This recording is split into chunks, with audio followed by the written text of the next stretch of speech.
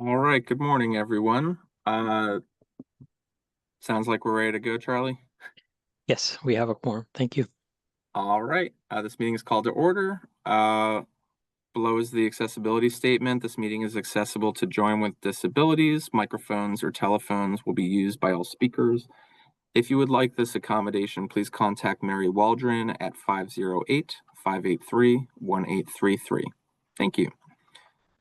Also, the Notice of Non-Discrimination Rights and Protections to Beneficiaries with regard to the Federal Title VI non-discrimination protections and the state non-discrimination protections is included on this meeting's agenda and is available on the Old Colony Planning Council website at https://oldcolonyplanning.org/ Please contact Mary Waldron at 508-583-1833 for more information.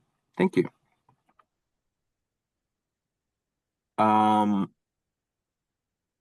Would we like to move on to introductions, please? Yes, so Derek Schuster. Derek Schuster, representing Interim Secretary and CEO of MassDOT, Phil Eng, present. And Barbara, are you representing Undersecretary Gulliver? Yes, I am, Charlie. Barbara LaChance, representing Administrator Gulliver. Great, thank you. Mark Peterson, Brockton.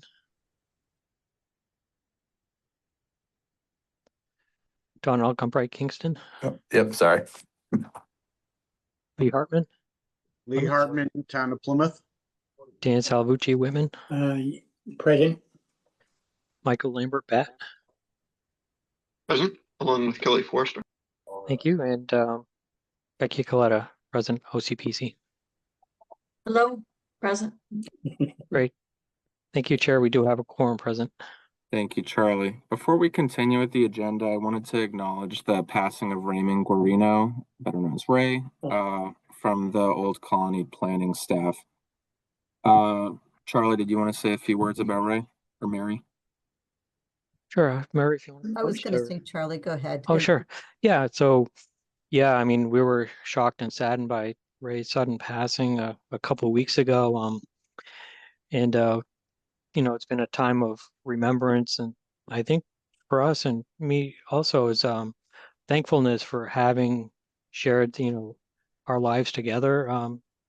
You know, we worked with Ray for, you know, Bill and I have worked with Ray for like 20 years, and remember when he came on board, he was an experienced planner, he was fun, you know, over the years he worked in corridor studies, pavement management, freight planning, road safety audits.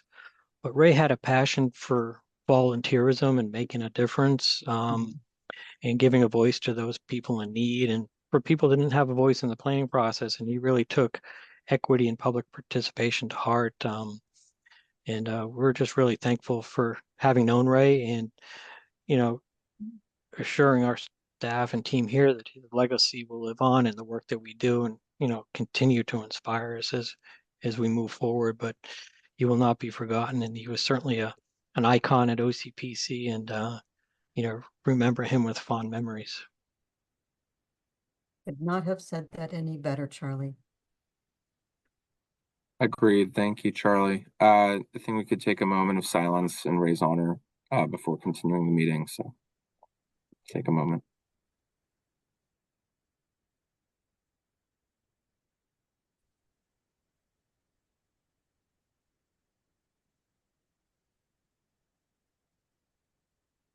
All right, thank you. I'm gonna move on now. The next item on today's agenda is public comments. Do we have any members from the public that wish to make comment at this time? If so, please use the React raise hand feature. Seeing and hearing none, if anyone does wish to make comment during today's MPO meeting, just raise your hand and please wait for the chair to call on you. Next item is potential action to approve minutes from the June 17th MPO meeting. Could I please have a motion and second to approve the minutes? I'll make a motion, Dan from Whitman. Lee Second. Hartman, second. There you go, Lee. Thank you, Dan and Lee. Are there any comments, revisions, or changes to the meeting minutes? Seeing and hearing none. Charlie, please call the roll. Derek Schuster, Yes. Barbara LaChance, Yes. Mark Peterson, Yes. Don Alcombright,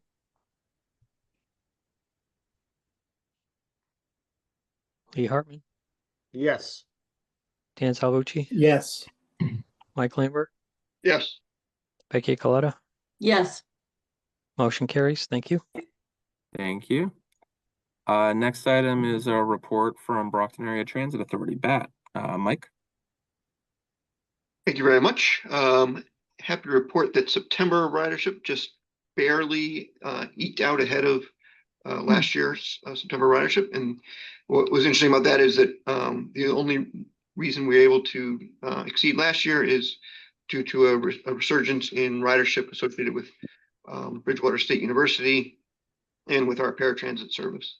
So it's good to see some of those riders coming back and some of that activity starting to in-person activity starting to increase again. We continue to promote our after-hours employment transportation service, which is a subsidized Uber service for people who are commuting to or from work between 9 p.m. and 7 a.m. One added element we're going to be rolling out in the next couple of weeks is the ability to take a trip from any of our commuter rail stations during that time as well. And I will now hand it over to Kelly to talk about our transit asset management targets. Thank you very much. Thank you. Every year I get to come and show you guys where we stand with our transit asset management targets. Some of you might know FTA requires all transit agencies that receive federal funding to set TAM targets every year. These are based on performance-based planning designed to ensure that assets are maintained in a state of good repair. Do you have another slide with our targets on? Yep. Excellent. Thank you very much. So these are the targets that we are setting for FY26. So this will be the age of our fleet as of June 30th, 2026, and the condition of our vehicles on that same date. So for rolling stock, we have three different types of revenue vehicles. We have buses, cutaway buses that are our vehicles at Bridgewater State, and vans that are our dial-a-bat fleet. Our buses, we are expecting 31.48% of those to be beyond their useful life, which is set by FTA at 14 years. This is intentional. I know last year we had 12.6%, but we are piloting 5 electric buses in service. So in piloting those new buses, we have kept on the vehicles that we would have been replacing, but we have been doing a lot of maintenance and overhauls, and those are all in a great state of good repair. So we continue to keep those on. Our cutaway buses, we have 4 in service at Bridgewater State. One of them is beyond its useful life at 10, but again, it's in a good state of good repair. So we are keeping that on for a little while longer. So that is set at 25%. And for our vans, the useful life benchmark for those are only 8 years. So we do see them getting replaced a little later because they're able to be kept on the road for a while. We are expecting 37.5% of those vehicles to be 8 years or older on June 30th. And we will continue to pursue some state funding to replace those every year as we have before. Our equipment is our non-revenue vehicles. So we have service cars and service trucks. So the service automobiles, we have 2 of them. They are both well used and well loved and well maintained. So those are both going to be older than 8 years old, but we are keeping those on for a little bit. And our service trucks, again, all of these vehicles have very low mileage, but they are hitting their age of 8 years old. So we have 9 service trucks. 3 of them are going to be 8 years or older. So that service, that target is 33.33%. For facilities, FTA has you rate your facilities on a term scale, which stands for Transit Economic Requirements Model. That's your fact for the day. So that just rates your facilities on a scale of 1 to 5, 1 being poor, 5 being excellent. and they want you to give a percentage of any facilities that will be 3 or below in that scale rating. All of our facilities are above a 3, so we expect 0% to be 3 or below at the end of June 30th. And that is all of our performance targets. If anyone has any questions, I'd be happy to answer anything. Thank you, Kelly. Is there any action required for this item, or will these just be baked in as part of the 3C planning work down the road? It's been our process that we do take a vote to officially accept these. Yeah. Okay. Well, if there are no questions, could I please have a motion and second to endorse the performance targets as presented by Bat? So moved, Dan from Whitman. Thank you, Dan. I'll second that, Becky Coletta. Thank you, Becky. Last call for questions or comments. All right, thank you again for your presentation, Kelly. Charlie, please call the roll when you're ready. Derek Schuster, Yes. Barbara LaChance, Yes. Mark Peterson, Yes. Don Alcombright, Yes. Lee Harmon, Yes. Dan Salvucci, Yes. Michael Lambert, Yes. Becky Coletta. Yes. Thank you. Motion carries. All right. And before we continue, I wanted to acknowledge that one of our ex officio members appears to have joined the call, Rhonda Motley from Federal Highway Administration. Welcome, Rhonda. Thank you. Glad to be here. All right. Next item, I believe, is a report from GATRA. Mary Ellen, any updates? Sure. So I think the biggest news we have is that we continue to see amazing growth on the Gateway Link, which connects Brockton, Taunton, and Fall River together. We saw a ridership of 1,198 in the month of September, which was an increase over our very strong our August performance. So we definitely think that the need that we knew was there is showing us that. And I'm very happy that we can connect not only the three cities, but also the VA hospital, Stonehill College, and Bristol Community College. Because I think it's important that we really tie together the region. We're a small area, even though we're split among 3 RTAs. Other than that, we are continuing to assess service. We have settled our contract, so we have some hopefully good news coming out of that contract as soon as it's ratified. And I would expect that over the next year, we will be able to do some service increases, but we will have to look at how we can roll those out. And so at this point, that is my report for GATRA. Thank you, Mary Ellen. Any questions for GATRA? All right. Congrats on the new service. It's exciting to hear about the ridership numbers. Next item is federal fiscal year 26 to 30 Old Colony TIP adjustments and amendments. Is this Bill or Charlie? Me. Go ahead, Bill. Thanks, Derek. With the rollout of the FFY 2026 to 2030 TIP this month, we already have one adjustment and one amendment for this board's consideration today. So I'll walk through the adjustment first. So the adjustment is we're adding in 2 Safe Streets for All projects, one being in the town of Abington. That is for a supplemental planning and implementation. Supplemental planning and demonstration grant for the town that they received through the bipartisan infrastructure law. That total amount on that project is $377,000. And then in Brockton, we have a safety pilot program for North Main Street. And total cost on that is $235,000. This is an adjustment, so it doesn't require a release to public review and comment period. It only requires a vote on potential endorsement today. So. All right, thank you, Bill. Any questions about the tip adjustment as presented? Oh, that's good. All right, so just a reminder, we're just doing the adjustments and amendment as separate actions, correct, Bill? Correct. Okay, so we're gonna take an action on the adjustment first. The tip adjustment does not require going out for 21-day public comment. It's considered a relatively small change to the tip program. So could I please have a motion for favorable action to endorse the tip adjustment number 1 as presented by Bill? I'll make that motion, Dan from Whitman. Thank you, Dan. Lee Hartman, second. Thank you, Lee. Charlie, please call the roll. Derek Schuster, Yes. Barbara LaChance, Yes. Mark Peterson, Yes. Don Alcombright, Yes. Lee Hartman, Yes. Dan Salvucci, Yes. Michael Lambert, Yes. Becky Coletta. Yes.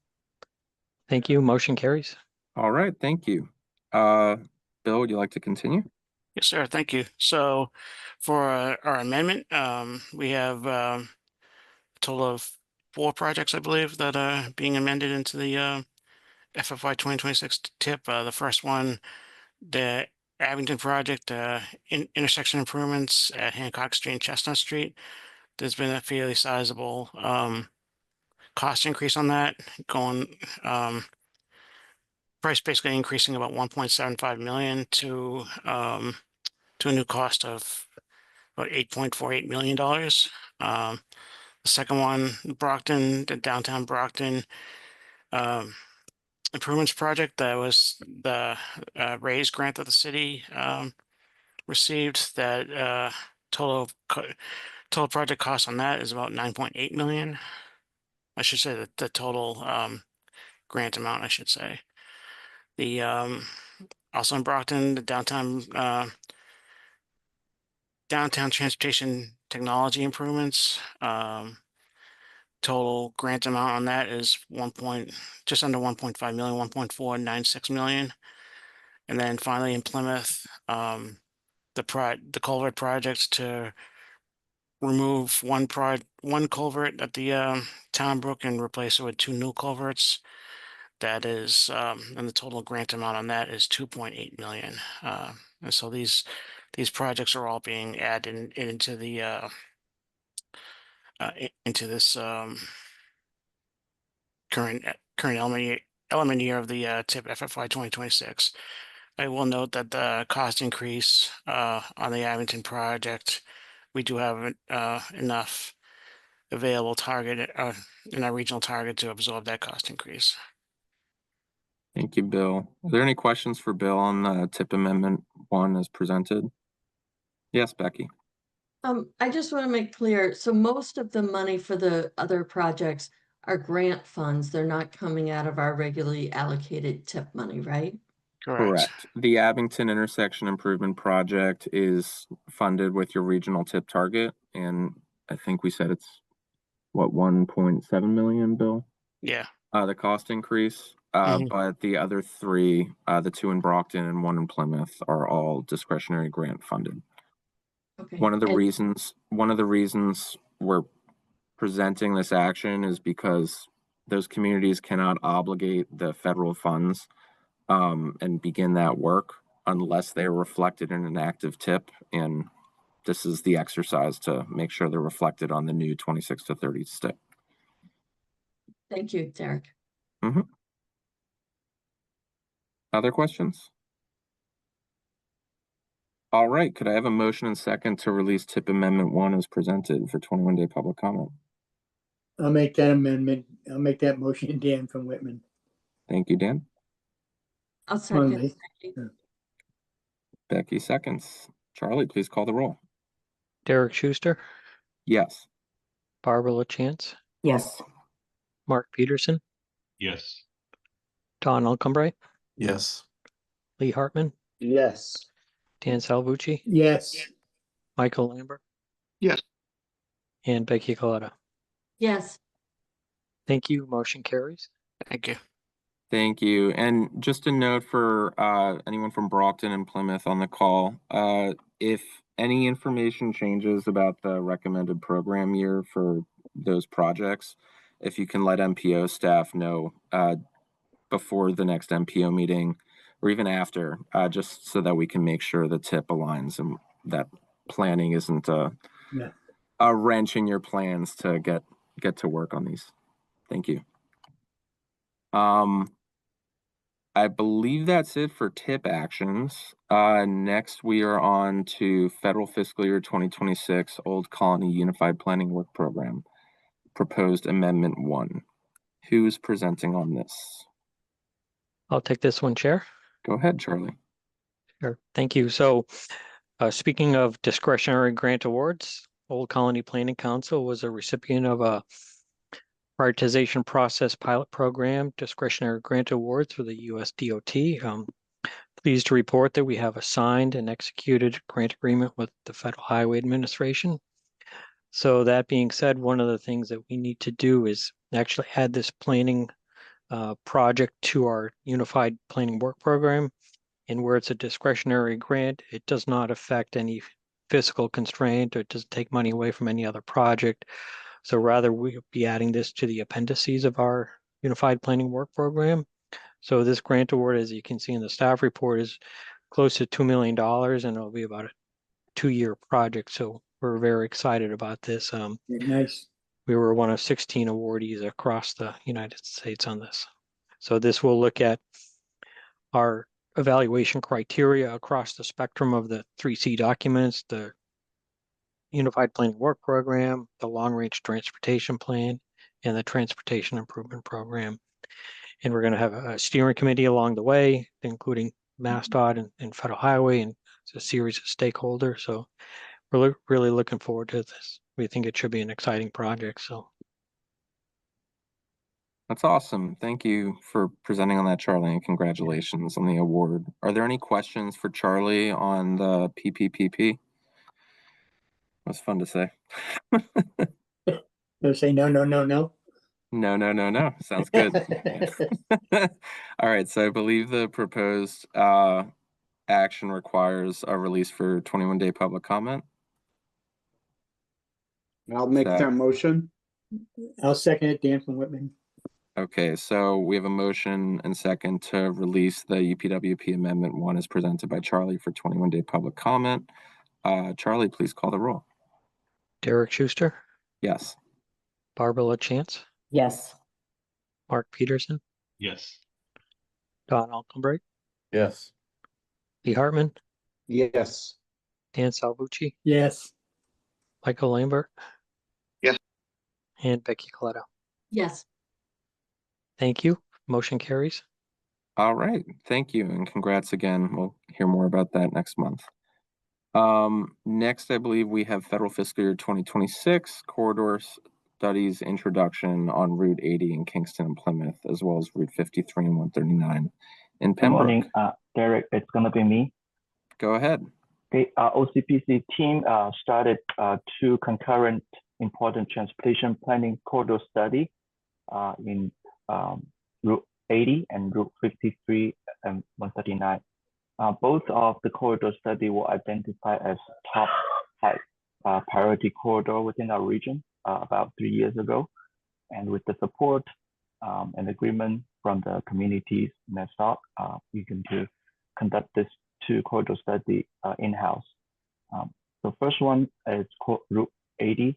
It's within Kingston and Plymouth. It's under Kingston and MassDOT jurisdiction. It's approximately over 6 miles in distance. Second one is Route 50, 139. It's in Pembroke. It is a major arterial road, about over 2 miles in distance. These 2 corridor studies are very similar in terms of process and the results. We're going to document and quantify the existing condition and also using modeling and simulation tools to project the near-term and far-term future for any improvement needed.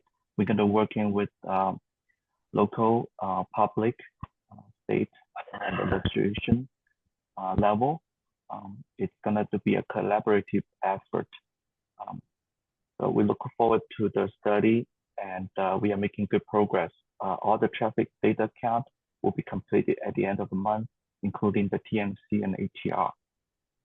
So that concludes my very brief introduction to the corridor study.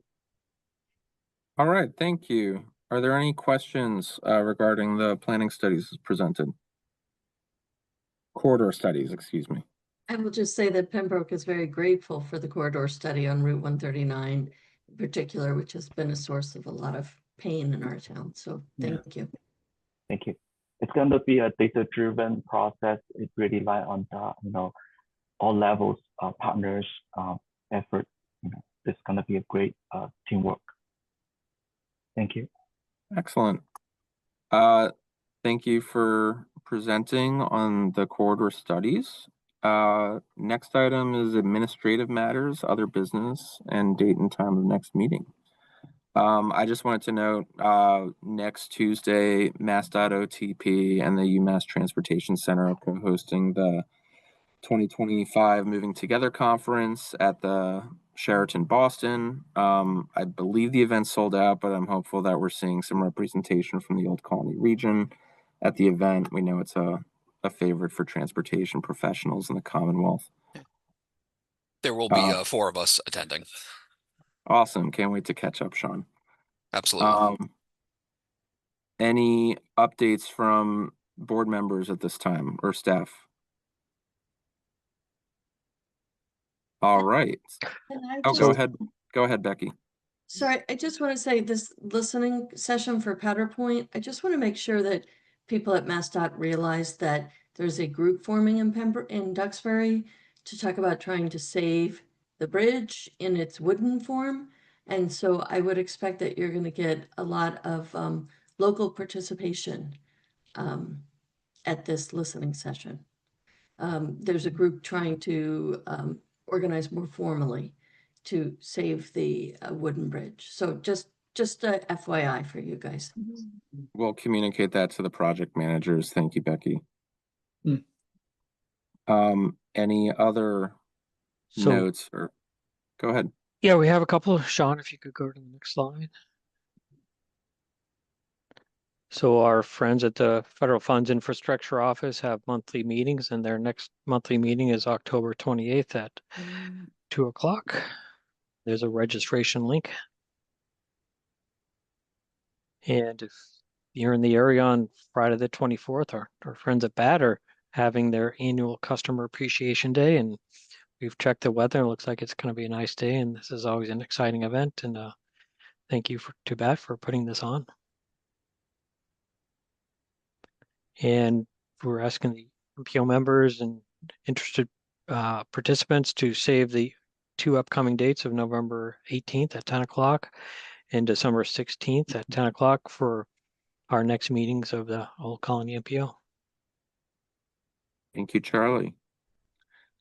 If there are no other updates at this time, I believe we can take a motion and second to adjourn. So moved, Dan from Whitman. Thank you, Dan. Lee Hartman, second. Thank you, Lee. Thought for a second you guys wanted to stick around longer. With that objection, we are adjourned. Thank you, everyone. Have an excellent rest of your day. Thank you. Thank you. Thanksgiving. Bye. Okay, Thank you. bye-bye.